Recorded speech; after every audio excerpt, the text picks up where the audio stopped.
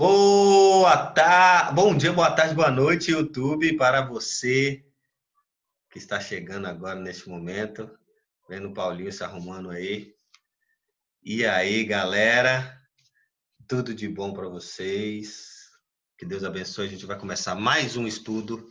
Semana passada tivemos discussões riquíssimas aqui no estudo, muito boas, né? E discussões mesmo assim, né, com divergência de ideias, que foi muito bacana, achei muito legal, mas sempre nos comunicando através da comunicação não violenta, foi muito bacana, achei máximo. Muito bom, adoro discussão, sério. Quando é pro bem, né, é muito bom. Hoje nós vamos prosseguir então, que a gente parou exatamente aqui, né? E aí a gente vai ainda nesse aqui, a gente vai ler o texto todo e aí qualquer coisa. A partir daqui a gente já começa, eu já marquei algumas coisas aqui, ó, que a gente vai estudar.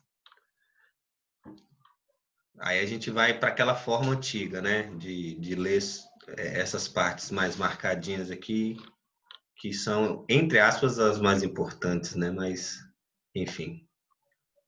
Vamos lá, então. Tá grande. Vamos lá. O espírita sabe que imensa ajuda a comunhão com o além, com os espíritos celestes oferece ao artista, ao escritor, ao poeta. Quase todas as grandes obras tiveram colaboradores invisíveis. Essa associação se fortifica e se acentua pela fé e pela prece, que permitem às forças do alto penetrarem mais profundamente em nós e impregnarem todo o nosso ser. Mais do que qualquer outro, o espírita sente as correntes poderosas que passam sobre as frontes pensativas e inspiradas e inspiram ideias, formas, harmonias, que são como matérias dos quais os gênios se utilizam para edificar sua maravilhosa obra. Isso mesmo. A consciência dessa colaboração dá a medida da nossa fraqueza. Ela nos faz compreender qual parte cabe à influência de nossos irmãos mais velhos, de nossos guias espirituais, daqueles que, do espaço, se inclinam sobre nós e nos assistem em nossos trabalhos. Ela nos ensina a ficar humildes no sucesso. O orgulho do homem é que fez a fonte das altas inspirações secar. A vaidade, que é o defeito de muitos artistas, torna o seu espírito insensível e afasta as grandes almas que concordariam protegê-los. O orgulho forma uma espécie de barreira entre nós e as forças do além. Isso aqui eu queria falar um pouco, que é muito interessante, para a gente sempre perceber, na verdade, o quanto a nossa vaidade ela nos faz ruir, né? Seja lá qual for o trabalho espírita, né? Ou acho que qual for o outro trabalho qualquer. Eu sou da opinião, né, na verdade, de que esse orgulho, essa vaidade, pode fazer com que a gente não consiga mais essa conexão e, às vezes, faça um trabalho de não tão excelência dentro da casa espírita, ou fora dela, não sei, né? E aí, isso mostra que, como todo o outro trabalho espírita, a arte também se encaixa nisso, né? Então, quando um palestrante ele se deixa levar pela vaidade, deixa se levar pelo orgulho, pelo egoísmo, ele pensando só nele, pensando só na vaidade dele, né? Ele acaba caindo por terra, assim como médiums, né? Que a gente vê alguns relatos em alguns livros espíritas que é cortada o dom da mediunidade, né? E aí eles acabam fazendo aquele trabalho, às vezes até mentindo, e por isso tem aquelas famosas, que o pessoal fala que são charlatões e tal, etc., né? Por conta que a mediunidade já foi cortada, ele não sabe de muita coisa ali, né? Ele não consegue perceber mais coisas ali, mas ainda continua. Mas talvez no início aquilo realmente acontecia mesmo, o médium tinha essa mediunidade mais aflorada.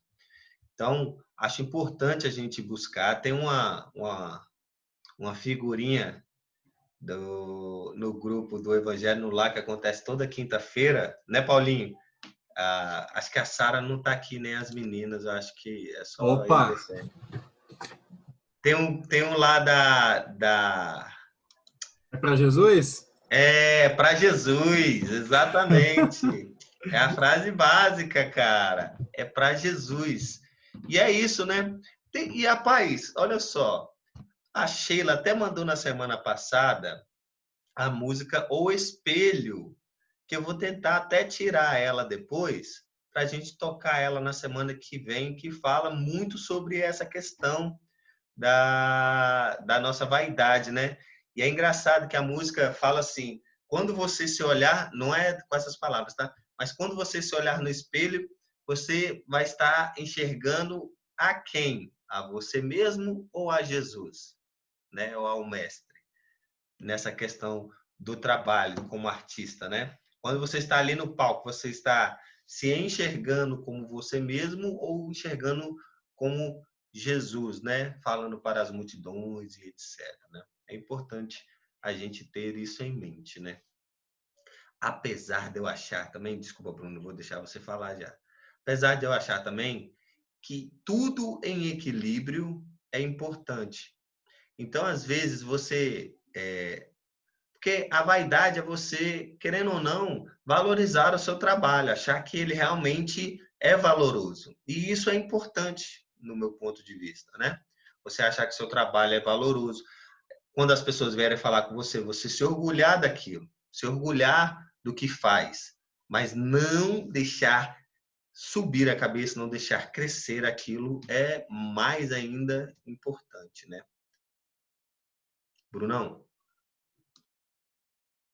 Nossa, só que falando de cortar, só que, tipo, muitas vezes a gente olha e pensa assim, tipo, cortaram quase como se fosse, tipo, uma punição, sabe? Por a gente estar usando mal. Mas muitas vezes não é isso. Eu tava comentando aqui em casa sobre isso, né? E minha mãe me falou, me deu uma visão diferente, que eles permitem que a gente não tenha mais aquilo para que a gente não erre mais naquele aspecto e não aumente as nossas faltas. Então, muitas vezes o que a gente enxerga como eles punindo a gente por a gente ter usado mais, na verdade eles estão tentando fazer com que que a gente tenha menos débitos, que a gente tenha que pagar menos coisas erradas que a gente está fazendo. Então é muito bom a gente pensar nesse negócio aí, porque a gente sabe que Deus não é punitivo, ele não vai ficar castigando a gente. Ele vai dar a gente um jeito da gente nos melhorar. E é uma das maneiras que ele encontra cortar aquilo que a gente que está nos fazendo mal. É aquela história do se a sua mão causa escândalo, cortar ela fora.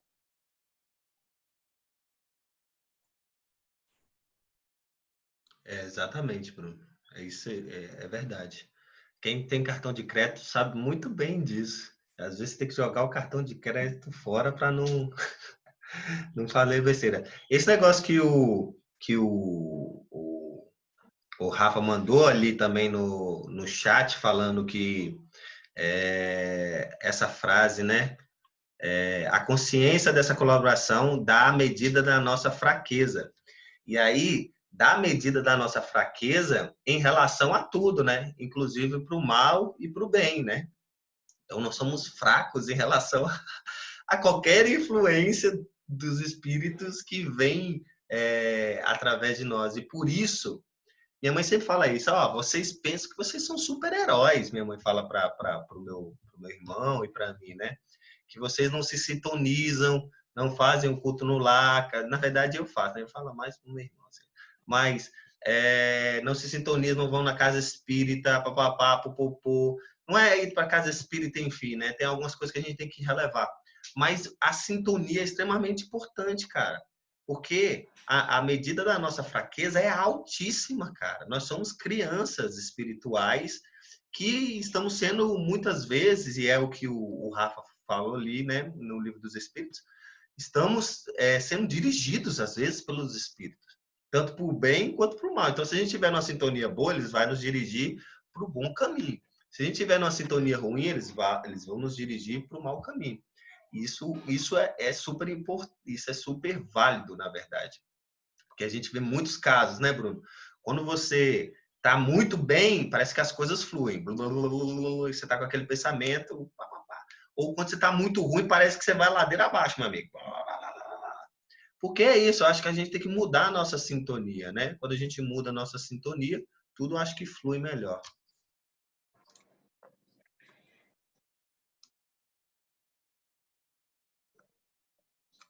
Vamos lá, então.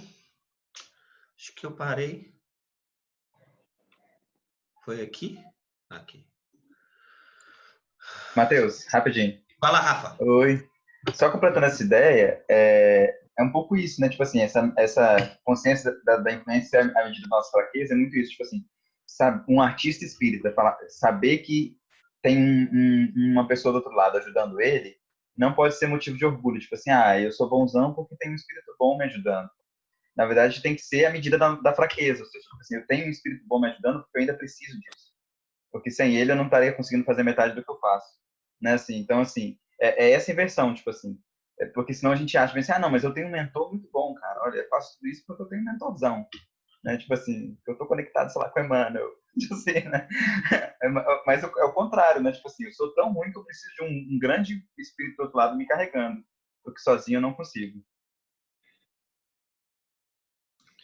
E às vezes, né, até espíritos de um grau que fizeram muita bondade na Terra, às vezes precisavam realmente dessa disciplina, né, que é o caso do Chico Xavier, né, pra gente, como é que é, Chico? Disciplina, disciplina, disciplina, meu brother, porque você tem que estar sempre conectado, velho, não tem conversa, entendeu? Então, realmente. Gente, para de conversar aí no chat. Maria, dá suas caras. Todo mundo no YouTube quer te ver, Maria. Vamos continuar aqui. Ai. Matheus, Diga aí, tampa o Paulinho. botãozinho ali do gravando ali que a Maria fala. É verdade. Ai, Jesus. Vamos lá. O artista espírita conhece sua própria indigência, mas sabe que acima dele abre-se um mundo sem limites, pleno de riqueza, de tesouros incalculáveis, perto dos quais todos os recursos da terra não são mais que pobreza e miséria. O espírita também sabe que este mundo invisível, se ele souber tornar-se digno dele, purificando seu pensamento e seu coração, pode tornar-se mais intensa a ação do alto, fazê-lo participar de todas as suas riquezas pela inspiração e pela revelação, e delas impregnar as obras que serão como um reflexo da vida superior e da glória divina. Ou seja, quando a gente se conecta, as coisas vêm cada vez mais, né? Nossa, engasguei com a saliva, desculpa. E aí eu vejo que agora ele vai dar alguns exemplos de alguns espíritos, né? De algumas pessoas que vieram aqui para a Terra. E aí eu fico me perguntando como esses espíritos que talvez tenham se conectado dessa forma tão forte para trazerem coisas tão significativas para as nossas épocas, no caso aí em relação à arte, né? É, E aí eu fico me perguntando se esses caras, eles provavelmente sim, né? Não se programaram para ter realmente essa mediunidade de inspiração ainda mais forte neles, né? Para quando eles realmente sentissem com gosto de gás, como dizem em Minas Gerais, né? Com gosto de gás. Então, porque a gente vê esses espíritos e naquela época a gente, na verdade, a gente não sabe o íntimo do espírito, né? Se ele realmente tinha essa conexão com Deus, se realmente ele fazia as orações e tal, etc., ou se ele tinha um outro método para se conectar com o belo e poder receber todas essas inspirações. Mas, de certo modo, eu acho que às vezes, quando ele e aí é uma pergunta, né? É um questionamento mais com um textão antes, né? Eu acho que ele realmente se programou de vir mais sensível, se programou para aquilo, então ele se conectava àquelas questões sempre, e a partir daquilo a inspiração vinha como um rio para ele, né? Não sei o que vocês acham sobre essas questões. Não estou falando dos espíritos, porque dos espíritos a gente já conhece, realmente foi uma conexão muito forte, inclusive com seus mentores, todo dia, né? E tal, etc., para poder criar todas essas obras. Agora eu digo todas essas obras de arte mesmo que a gente vê, como que foram essas inspirações, né? É uma pergunta que realmente que eu tenho que talvez a gente possa ser sanada, se alguém quiser falar aí, tiver alguma coisa que ache. Senão a gente pode prosseguir. Pode falar, Brunão. Cara, sobre esse negócio de ser programado antes, eu assisti uma palestra de um palestrante que falava exatamente sobre a mediunidade. Ele falava a palestra sobre a neurofisiologia da mediunidade. E ele falava muito sobre essa questão de existem pessoas com mais predisposição à mediunidade e à inspiração do que outras. E isso é fisiológico. Existe uma quantidade maior de cristais em uma glândula específica. Eu não vou saber direito falar porque eu não entendo absolutamente nada dessa parte. Mas existe uma quantidade maior de cristais de alguma coisa em algum lugar específico que te faz mais suscetível ou menos suscetível à mediunidade, a qualquer que seja o tipo da mediunidade que você venha a ter. E então, provavelmente, pessoas com muito, assim como pessoas que têm a mediunidade super aflorada, como o Divaldo e o Chico, por exemplo, que veem espíritos numa clareza muito, muito grande, o Chico que psicografou muitos e muitos, muitos livros, eles têm uma predisposição que vem do plano espiritual, que vem do planejamento deles, para eles poderem receber essas inspirações. Só que existe também as implicações morais sobre sobre toda essa capacidade mediúnica que você tem. Então, se você está de fato sempre conectado e você está sempre se mantendo em bons pensamentos, você vai ter uma facilidade muito grande de se conectar com aqueles que querem o seu bem, com aqueles que vão te procurar para ser ajudado também, porque as pessoas procuram aqueles que estão em equilíbrio. Então, essas pessoas, provavelmente, que fizeram grandes obras, que por exemplo, eu não lembro quem foi, acho que foi Michelangelo que fez o Davi, que ele falou que ele viu o Davi e simplesmente tirou tudo que não era. Com certeza ele não estava vendo com os olhos físicos dele a forma de Davi, mas provavelmente com uma inspiração que ele teve do outro mundo e com a mediunidade que ele já tinha, ele conseguiu ver aquela forma muito claramente e conseguiu fazer aquele trabalho belíssimo que ele fez. Então, assim, conhecendo um pouco dessa parte da mediunidade, dessas predisposições, talvez dê para responder alguns casos dessa pergunta, de se realmente eles têm essa predisposição mesmo a essas inspirações e a essas ideias mesmo que vêm do mundo espiritual. É muita doideira, né, Bruno? Porque, não, sabe o que é que eu penso? É porque, tipo assim, tem casos e casos, né? No caso, por exemplo, o Tesla e eu esqueci o nome do outro cara que fez a eletricidade, né? O Edison. É isso. No caso, o Tesla, ele criou tipo ai, uma eletricidade meio que Wi-Fi desde aquela época, né? Elas não precisavam se conectar por fio, no caso, né? E aí o Tesla também teve essa sensibilidade da eletricidade. Só que ele foi muito, muito, muito sacana com o Tesla, não, o outro. Como é que é? Thomas Edison, é isso? Não. Isso. Mas o Thomas, ele foi muito, muito, muito sacana com outro cara para poder o invento dele ser o que ia abastecer todas as cidades, né, do mundo. E, tipo assim, são eventos que mudaram o mundo, sacou, cara? E mesmo assim, com pensamentos, tipo, muito baixos, né? De humanos, assim, que, tipo, que loucura, cara! É muita doideira. É isso que às vezes eu não entendo, entendeu? Tipo, tem que ter e tal, a conexão com maior, uma mediunidade, e tem sempre influência e tal, etc. Mas, em alguns casos, às vezes o cara, velho, foi o que eu falei, a gente não sabe o íntimo, né? Mas pela história que a gente sabe, o cara totalmente sacana, sacou? Totalmente baixo e mesmo assim o invento dele mudou o mundo, né? Muita, muita loucura, cara.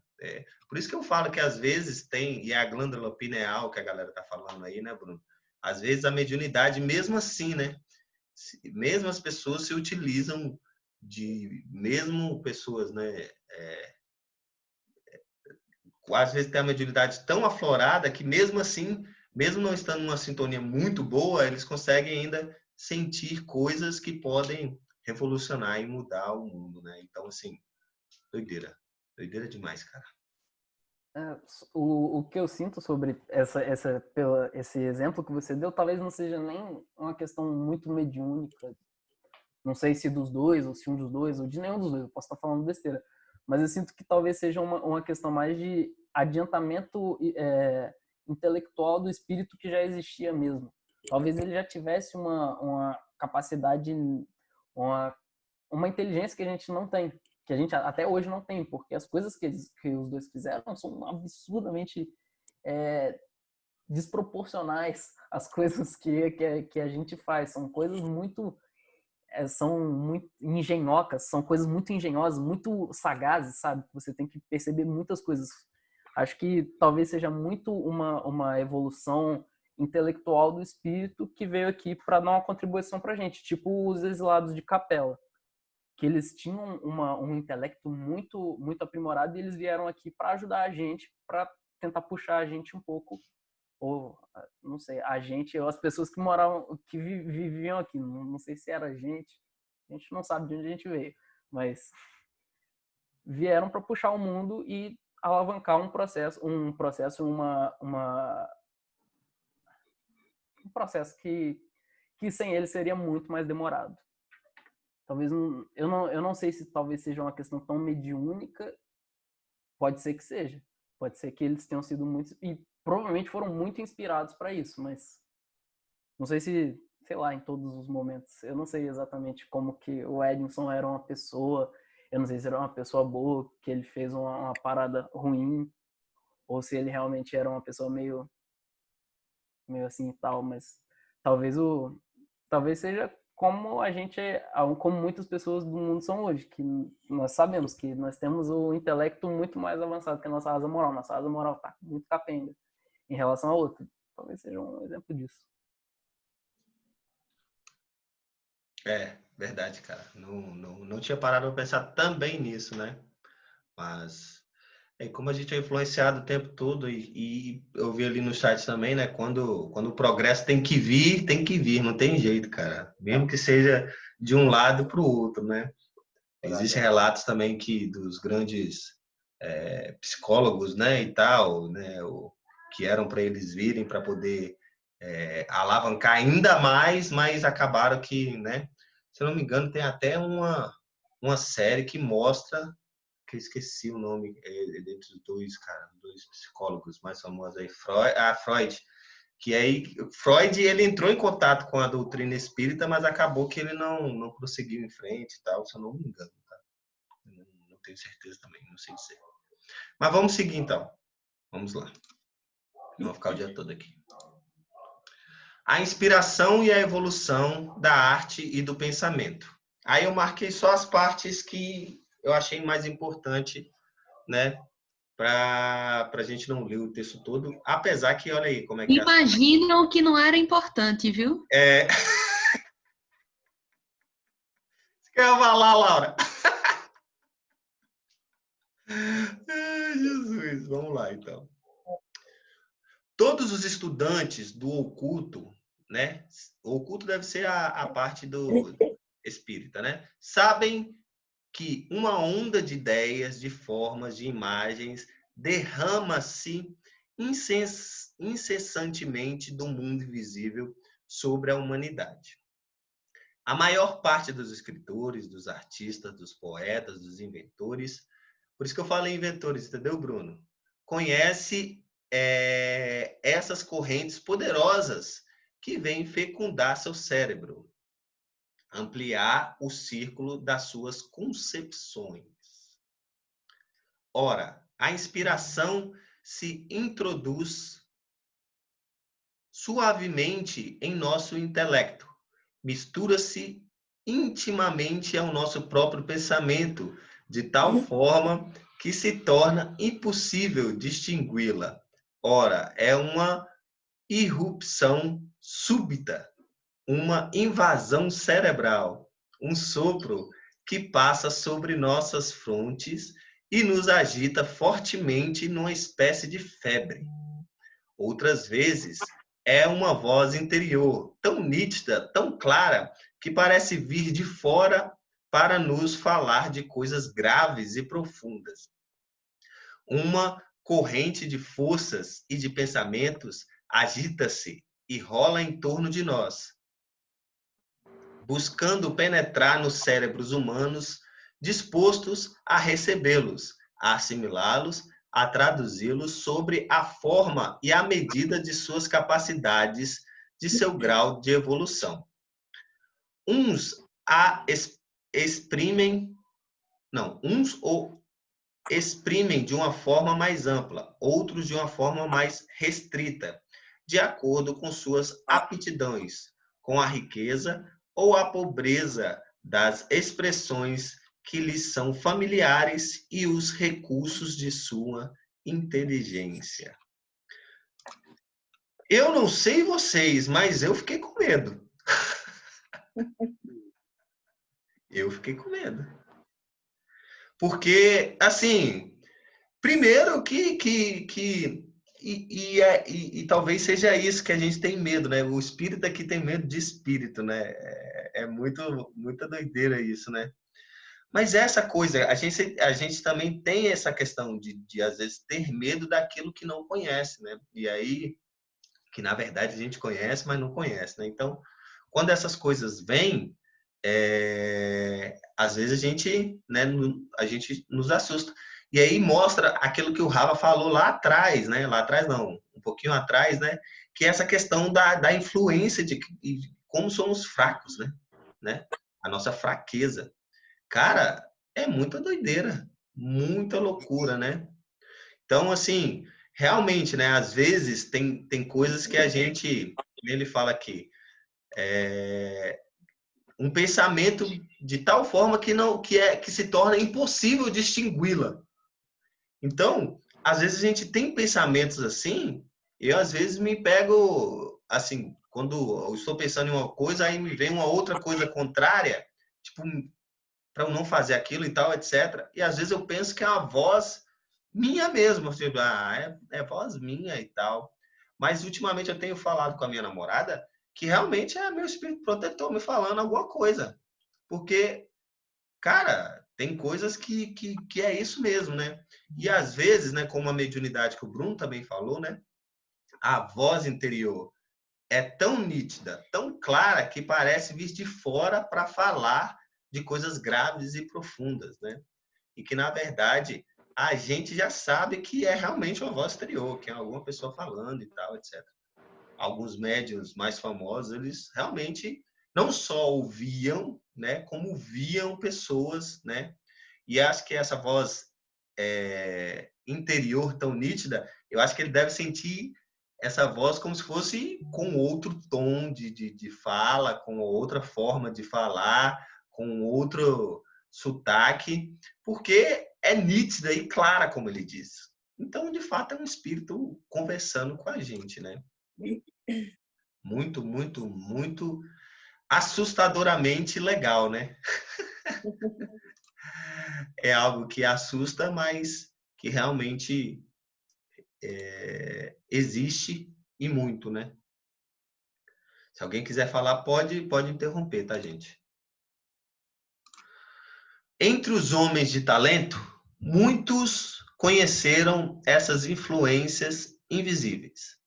Vários descrevem o estado vizinho ao do transe, em que a elaboração de uma grande obra os lança.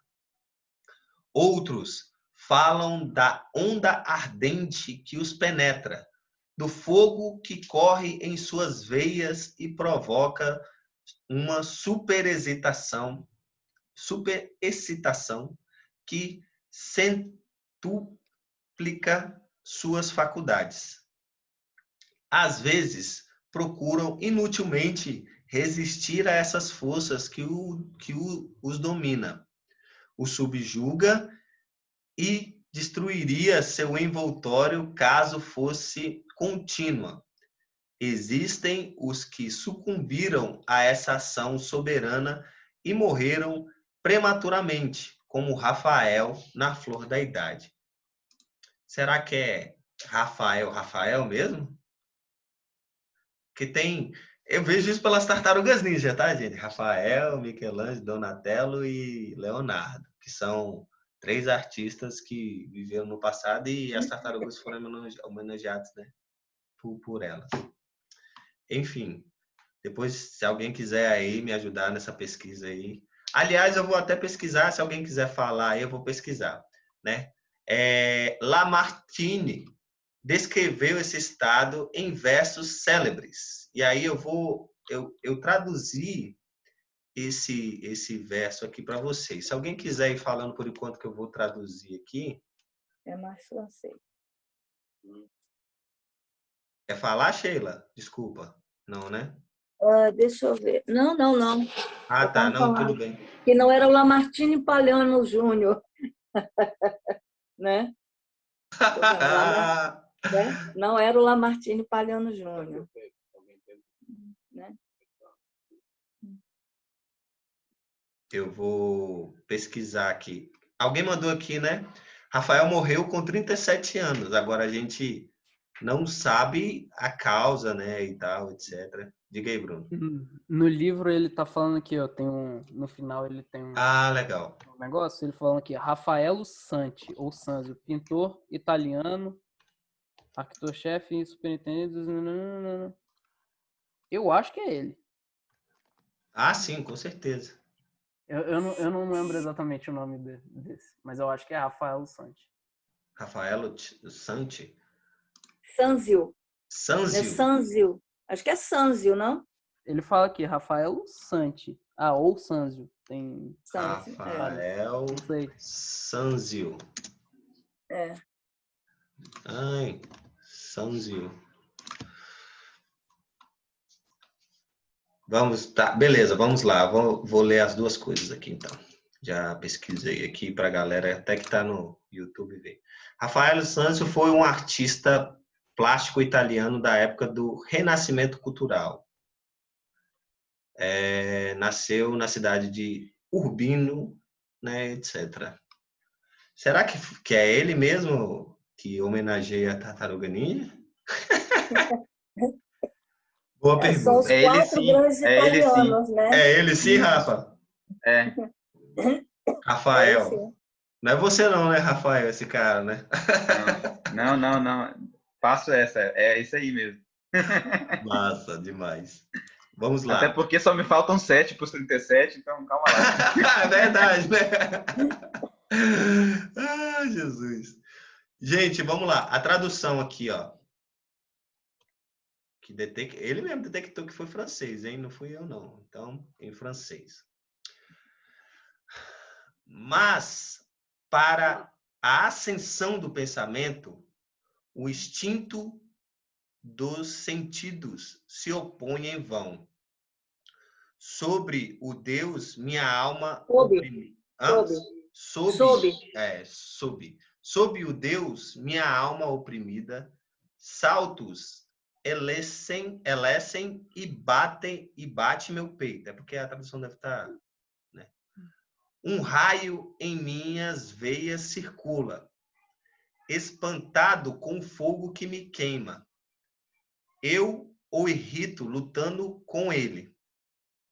E a lava do meu gênio transborda em torrentes de harmonia e me consome fugindo. Quem era Lamartine? Quem foi Lamartine? Bruno, procura aí pra gente. Tem aqui também, ó, é o 10. Tem lá embaixo. Eu pesquiso aqui também. Lamartine. Vê se é o Pozella. Acho que dá para eu ir aqui também. Alphonse de Lamartine. Alphonse de Lamartine. Ah, e tinha tradução aqui, ó. Ai. Tá aqui também. Poeta francês de uma melancolia profunda e suave. Ficou célebre com o seu primeiro trabalho lírico, As Meditações, entre 1820 e 1830. Foi considerado mestre pela nova geração de poetas românticos. Vamos ver a tradução aqui.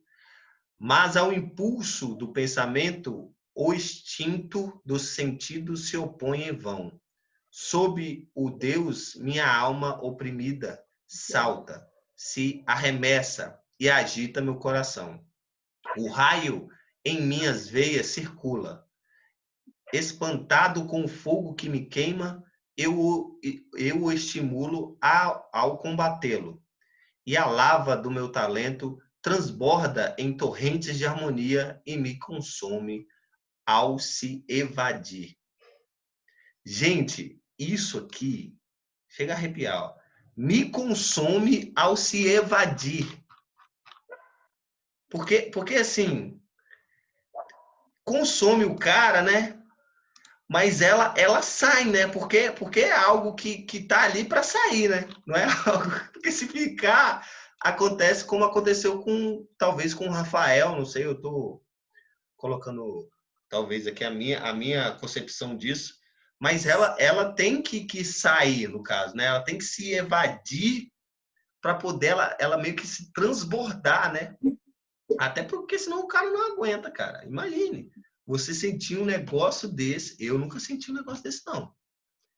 Ó, e agradeço a Deus, né? A gente tem coisas que a gente agradece a Deus por não sentir, né? Por nos dar ignorância ou alguma coisa. Imagina a gente sentir um negócio desse, cara. Deve ser um negócio maluco.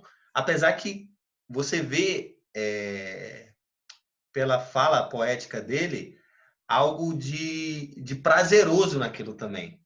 Porque é a arte dele. E ele fala, né, de uma forma harmônica, né?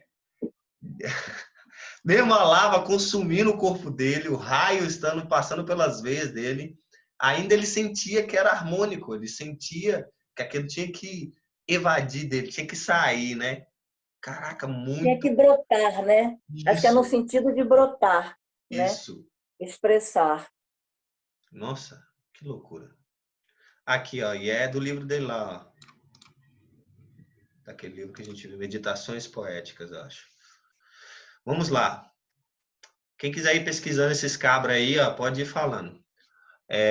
Romain Rolland descreve nesses termos o caso especial de Miguel Ângelo. A força do talento que provém do Deus oculto não se manifesta mais claramente senão em um homem sem vontade, como Miguel Ângelo. Michelangelo, não? Me corrija, Michelangelo. Como Michelangelo. Jamais um homem foi sua presa desta forma. Esse talento não parecia da mesma natureza que ele. Era um conquistador que havia se lançado sobre ele e o mantinha escravizado. Sua vontade não tinha nenhum poder e quase se poderia dizer, nenhum poder tinha seu espírito e seu coração. Era uma exaltação frenética, uma vida formidável em um corpo e uma alma muito fracos para contê-la. Meu Jesus amado. Amigos, estamos falando de Michelangelo, né? Ou seja... Às vezes a gente ouve falar, por exemplo, de pintores que começam a pintar freneticamente, né? É uma coisa assim... eu não sei, não encontro agora a palavra, mas é num frenesi que eles não conseguem parar. E eles começam a pintar sem conseguir parar, né? Tem casos assim de pintores que aconteceu isso, né? Um arroubo, uma coisa que toma e eles saem pintando, né? Sem conseguir parar. Deve ser alguma coisa semelhante a isso, assim, né? Com certeza. Que inspiração, meus amigos. Nossa Senhora. Rafa, diga aí. É interessante a gente ler esse trecho, porque ele contrapõe com o nosso pensamento comum, né? Quando a gente pensa, olha para a obra de Michelangelo, por exemplo, e tudo que ele fez, a gente pensa, nossa, que homem genial que ele era. E aí, novamente, ele mostra essa questão de que a consciência de que somos todos influenciados por espíritos mostra a nossa fraqueza e pequenez. Ele mostra que, ele sugere aqui, né, vamos saber, né, ele sugere que Michelangelo não era o gênio que a gente conheceu. Na verdade, quem era o gênio que a gente conheceu foi o espírito que se manifestava através dele.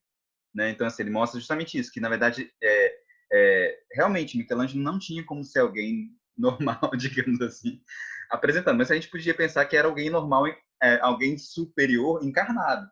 Mas o que ele sugere aqui que não, na verdade, era alguém superior que se manifestava através do Michelangelo encarnado, digamos assim, né? E realmente ele é surreal, né? Assim, porque ele desenhava invenções e maquinários num tempo que nada daquilo que ele desenhava existia, né? Foi Da Vinci. Eu estou confundindo com Da Vinci. Confundi com Da Vinci agora. Mas realmente, assim, esses artistas a gente tem que pensar nisso, né? Será que né, é o artista que é o genial ou é um mentor, né? Digamos assim, aquele que está ali do lado dele inspirando, né? Essa consciência nossa tem que sempre essa questão. Valeu aí, Sheila, pela correção. Ou quem eu fui misturando aqui. Não, é fácil misturar, é fácil. Ou quem sabe não havia tipo um desdobramento e ele absorvia, né?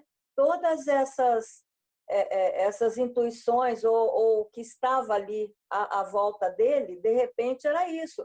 Ele normalmente era um homem simples, comum, né? Como fala aqui, um homem fraco, quer dizer, ele era fraco diante de toda aquela inspiração que chegava, né? Mas quem sabe ele não entrava num transe e criava tudo aquilo ali, não é? Podia ser isso também, né? O Michelangelo, ele tem aquelas famosas obras aquela famosa obra do Homem com Deus. Olha só que interessante. Da Capela Sistina. Da Capela Sistina. É verdade, eu não tinha parado para pensar. Tem muita obra dele aqui da Capela. Tem, ele pintou tudo. Então, e aí, para você ver, né, que tem uma ligação com o mais alto. O cara pintar uma capela inteira e até hoje ser lembrado extraordinariamente, e acaba que ele, inconscientemente, estava falando ali daquela ligação, né? Quando ele faz aquela obra, daquela ligação com Deus, cara. Ou seja, com algo mais alto. Que loucura, cara. Eu Gente, estou lembrando. não é nem a obra mais famosa dele. A outra obra mais famosa dele, que também é religiosa, que é aquela obra de Maria segurando o corpo de Jesus. aqui, ó. Essa aí. Essa. Uhum. Nossa, é verdade, Bruno. Essa obra é a mais famosa dele? Caraca, eu não sabia, amigo. Juro Ou pra você. essa, ou o Davi. São todas obras muito famosas. Mas essa aí, geralmente... O Matheus, outra coisa que eu observei, foi até no Facebook, se é fato ou não, ou às vezes é uma questão de interpretação, nessa dessa pintura da Capela Sistina, que é Deus e Adão, né? O Deus, ele está com o dedo estendido. Podem reparar na pintura, Deus está esticado assim, com o dedo estendido para tocar. E Adão está displicente, quer dizer, demonstrando, na minha interpretação, que o homem ele é displicente no contato dele com Deus. Então, o Adão, a postura dele é relaxada, é displicente, é tranquila, e o dedo está mais ou menos curvo. Joga aí para vocês Já joguei, observarem. tá aqui, Sheila. A gente tá vendo literalmente. Olha de Adão, a postura corporal, a percepção do artista, né? Deus querendo tocar o homem e o homem displicente, né? Talvez alguém tenha alguma outra interpretação, né? Mas, quer dizer, não chega a tocar o dedo de Deus. Eu achei muito interessante isso. Olha a postura de Adão. Relaxada, tranquila, displicente, como se tivesse, toca ou não toca o dedo de Deus, né? Vou tocar ou não, né? E Deus lá, com o dedo estendido, e o homem, ele simplesmente, ele não faz essa ligação com Deus, né? Ainda não faz a devida ligação com Deus.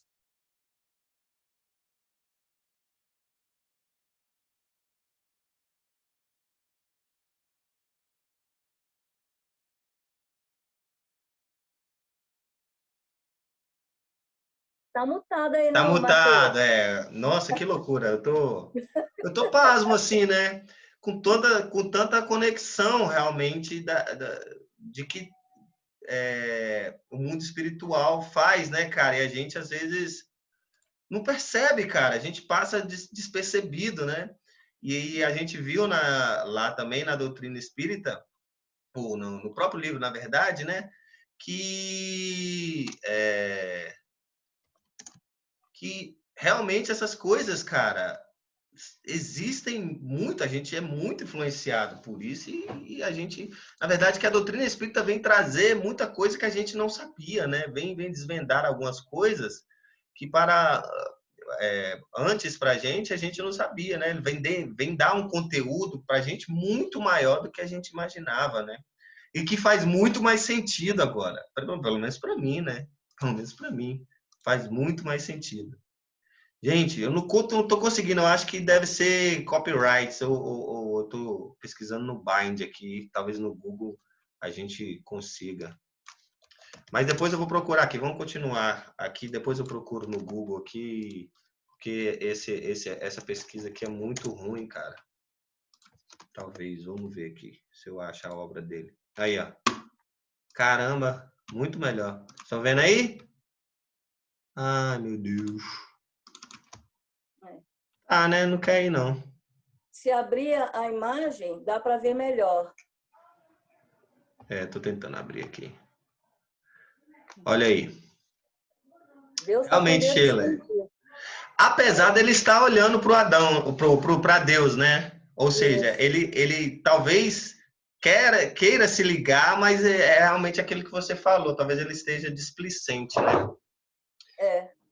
Ainda ligado muito à matéria, vamos dizer assim, né? Isso. Vamos lá, então, galera. Encontra-se em Goethe, eu não sei falar os nomes, tá? Goethe. Goethe. É Goethe, não? É Goethe. Não sei. Os seguintes detalhes sobre Beethoven. Beethoven, falando da fonte de onde lhe vinham a concepção de suas obras-primas, dizia a Bettina: Eu me sinto forçado a deixar transbordarem de todos os lados as ondas de harmonia que provêm do foco da inspiração. Tento segui-las e as agarro apaixonadamente. De novo, elas me escapam e desaparecem entre a multidão das distrações que me cercam. Logo, eu volto a agarrar a inspiração com ardor arrebatado, multiplico todas as suas modulações e, no último momento, triunfo com o primeiro pensamento musical. Devo viver sozinho comigo mesmo. Sei bem que Deus e os anjos estão mais perto de mim, em minha arte, que os outros. Comunico-me com eles e sem temor. A música é uma das entradas espirituais nas esferas superiores da inteligência. Ou seja, é o que a gente vinha estudando desde lá de trás, né? A questão de estar sozinho, onde a inspiração vem muitas vezes. E isso aqui, né, Sheila, a gente sabe bem, né? Tento segui-las e agarro-me apaixonadamente. De novo, elas me escapam e desaparecem entre a multidão das distrações que me cercam. E é isso mesmo.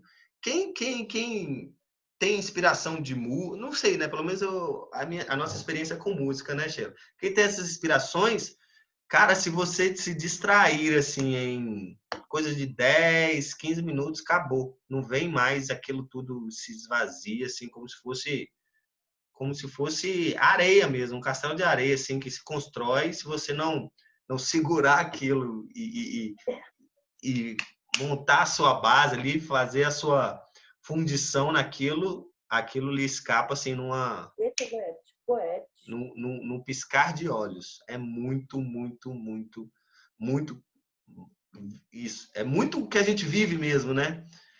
E isso que é o mais interessante, né?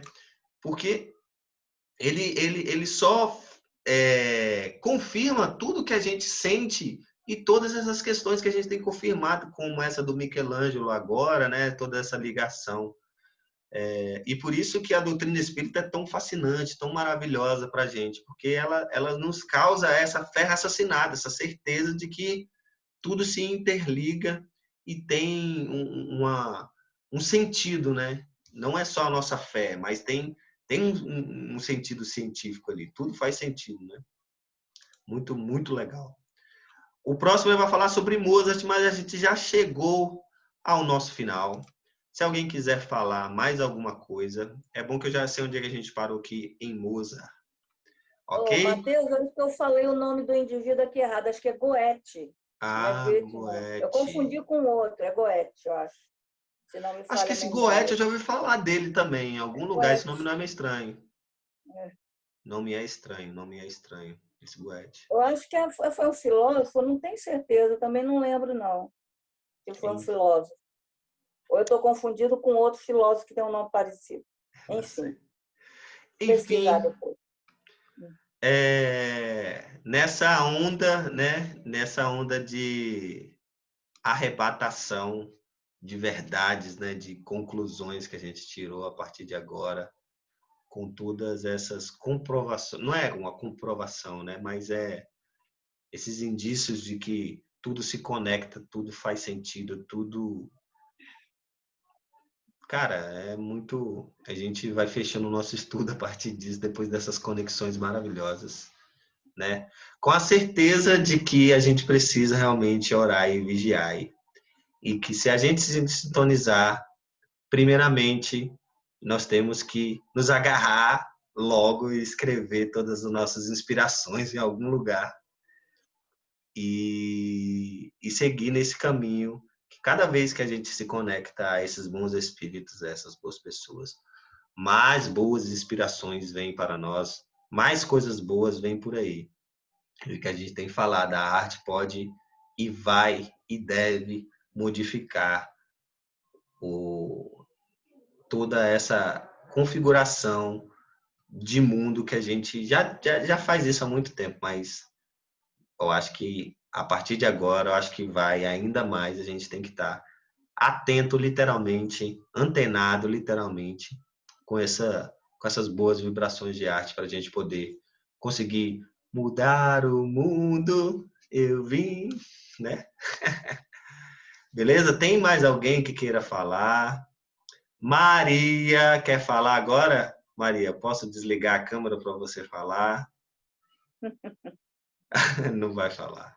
Laura, você falou muito no chat também, não quer falar nada? Não? Tá bom. Vamos então. Alguém gostaria de fazer a oração? Não? Não tem problema, posso fazer também, não tem problema.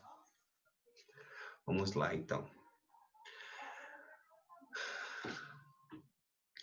E assim, Senhor, agradecidos, renovados e certos de que o Espiritismo veio para descortinar tudo aquilo que sabemos sobre o mundo, é que lhe pedimos permissão para encerrar mais esse estudo muito gratificante, muito esclarecedor sobre esse livro do Leon Denis. Queremos lhe pedir a todos que estão passando por algum tipo de dificuldade, seja ele pela doença do Covid, ou seja ele por outros motivos, até por estar sozinhos em casa, ou por estar sozinhos consigo mesmo em casa, que o Senhor possa ampará-los e fortalecê-los. Aos nossos amigos que não puderam estar aqui hoje também, que o Senhor possa ajudá-los e fortalecê-los.